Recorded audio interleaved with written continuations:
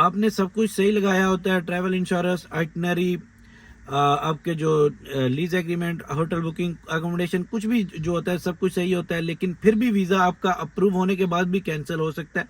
तो उसके लिए आपको वीडियो पूरी देखनी पड़ेगी। अस्सलाम वालेकुम, कैसे हैं आप सब? खैर खैरियत से होंगे। आज एक और नई इन्फॉर्मेटिव वीडियो के साथ हाजिर हूँ। बहुत ही इंपॉर्टेंट वीडियो है ये, आपने लाजमी देखनी है क्योंकि इस पे आपको बहुत कुछ इन्फॉर्मेशन मिलने वाली है। अगर आपने माल्टा का वर्क वीज़ा अभी अप्लाई करना है, आपका अप्रूवल लेटर आ चुका है, जैसा कि बहुत सारे अप्रूवल लेटर आ चुके हैं और बहुत सारे भाई कनेक्टेड हो रहे हैं कि भाई हमारी फाइल प्रिपेयर कर दो, हमारी लीज एग्रीमेंट, तो सारे काम होते रहेंगे। लेकिन ये वीडियो बहुत इंपॉर्टेंट है। क्यों इंपॉर्टेंट है? जैसा कि आपने थंबनेल में भी देख लिया होगा। तो वीडियो को शुरू करने से पहले जिन भाइयों ने अभी तक चैनल को सब्सक्राइब नहीं किया, चैनल को सब्सक्राइब कर लो और वीडियो को लाइक कर दो। तो चलें वीडियो स्टार्ट करते हैं। इससे पहले अगर किसी भाई ने फाइल प्रिपेयर करवानी हो, travel insurance, lease agreement, hotel booking, everything will be done in a few 2 days. Just 2 days we will give you everything and you can go to VFS for submission. Okay हो गया भाई? चलें आज की video करते हैं शुरू।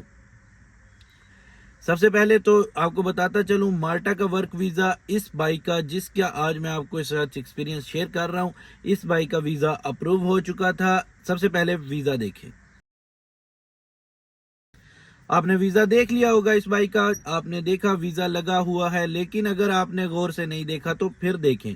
इस भाई का वीज़ा लग चुका था और बाद में इस वीज़े के ऊपर स्टैंप लगा दी जाती है, कैंसल विदाउट, आगे पता नहीं क्या लिखा हुआ है क्योंकि मुझे भी समझ नहीं आई, ओरिजिनल भी समझ नहीं आ रही, वो कौन सी लैंग्वेज, शायद माल्टीज लैंग्वेज में लिखा हुआ है, समझ नहीं आ रही।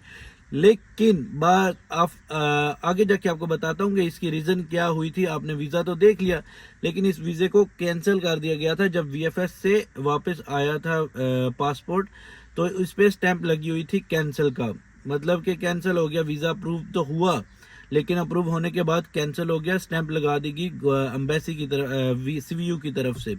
ठीक है, अब इस भाई के साथ कनेक्टेड हुआ मैं, कुछ बातचीत हुई। इस भाई ने बताया कि मैंने ट्रैवल इंश्योरेंस थी वो सही नहीं थी, और इसके बाद जो फ्लाइट आइटनरी थी वो सही नहीं थी, और इसके बाद एम्प्लॉयमेंट कंट्रैक्ट का उन्होंने पूछा था। ये सारी चीज़ें बताता हूँ, लेकिन उससे पहले भाई ट्रैवल इंश्योरेंस, आइटनरी, आजकल बहुत चीज़ें, हर चीज़ मैनेज करना बहुत ही मुश्किल है, क्योंकि अगर आप थोड़ी सी भी मिस्टेक करते हैं ना तो आपका वीज़ा रिजेक्ट हो सकता है, और वीज़ा रिजेक्ट पहले ही हो जाता है, रिफ्यूज़ल आ जाता है।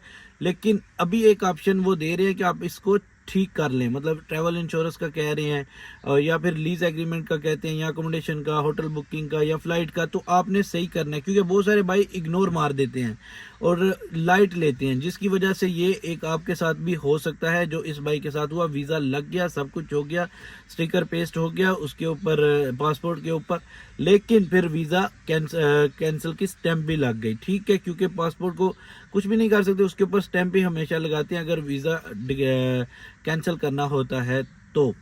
अब इस भाई ने शायद ट्रैवल इंश्योरेंस भी दे दी, आइटनरी भी दे दी, वहां पे वो मांग रहे थे एम्प्लॉयमेंट कंट्रैक्ट। अब यहाँ पे दो रीज़न है, एक तो ये है कि इस भाई ने एम्प्लॉयमेंट कंट्रैक्ट सही अपलोड नहीं किया या सबमिशन सही नहीं की, उसमें से कुछ मिसिंग थे डॉक्यूमेंट्स, एक तो रीज़न ये हो सकती है।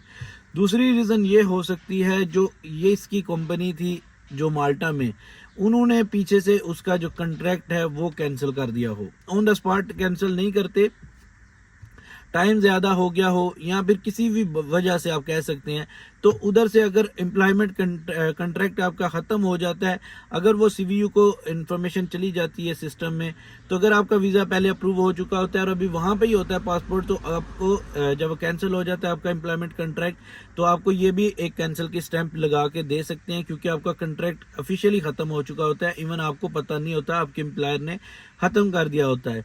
तो इस तरह अगर आप भी करते हैं तो आप प्लीज़ अपने डॉक्यूमेंट्स को अच्छे से प्रिपेयर करें। ट्रैवल इंश्योरेंस, आइटनरी, इसके बाद लीज एग्रीमेंट या होटल बुकिंग, कुछ भी आप लगा रहे हैं प्रॉपर लगाएं, किसी भी किस्म की जो भी आप लगा रहे हैं वो प्रॉपर लगाएं, क्योंकि अगर आप प्रॉपर नई चीज़ें लगाएंगे तो आपका वीज़ा अप्रूव होते होते, अगर अप्रूव हो भी जाता है तो बाद में भी कैंसिल हो जाता है, ये आपके सामने प्रूफ है। तो देखिए इस भाई का कैंसिल हो गया, ये दो रीज़न है। एक तो या तो इस भाई ने एम्प्लॉयमेंट कंट्रैक्ट प्रॉपर नहीं लगाया सबमिशन के टाइम, और बाद में सबमिशन किया या नहीं किया ये नहीं बताया उस भाई ने, या फिर हो सकता है पीछे से एम्प्लॉयर ने एम्प्लॉयमेंट कंट्रैक्ट जो इसके साथ हुआ था वो ही कैंसिल कर दिया और सिस्टम में अपडेट हो गया हो। जैसे ही सिस्टम में अपडेट हुआ होगा, सीवीयू ने वीज़ा अप्रूव हुआ, वीज़ा कैंसिल की स्टैंप लगा के उस वीज़े को रिफ्यूज़ कर दिया, कैंसिल कर दिया।